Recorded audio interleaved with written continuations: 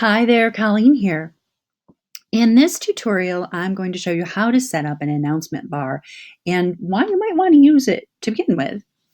Well, first and foremost, an announcement bar is great for any kind of you don't want to just jar people by having, like some kind of blinking, flashing, pop-up-y kind of thing like you see in retail. I mean, after all, most of us are farmers and gardeners, and we're a little bit more subdued than that.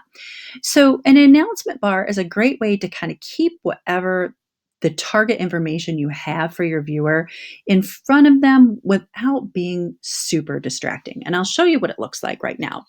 So, to see the announcement bar, first you're going to want to go back. You're obviously going to start at the main menu. Click on Marketing, and then click on the announcement bar. Now, this is so easy.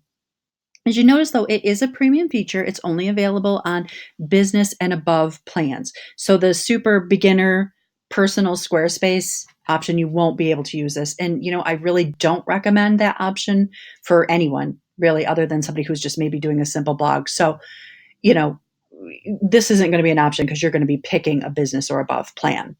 All you have to do is click enable announcement bar. That was hard. And in the text box, like here's my great announcement. And if I want to direct them to a link, I can click on here and put in the link name and have them go someplace else. I can click in here and have it go to a specific page, for example, and then just click save and I'm done. And there you have it. And we're going to style the announcement bar in the style settings just like we would anything else. So once you add one, you're going to want to come into your site styles. And if you click on it, it'll take you right to the section to change those. And you can change your color to be something complementary or something a little bit different, your text color, and also the font. And then that's all there is to it. Now you have an announcement bar. It's there. It'll be, directing people where you want to go without being like really in their face and kind of obnoxious. So there you have it. I'll see you in the next tutorial.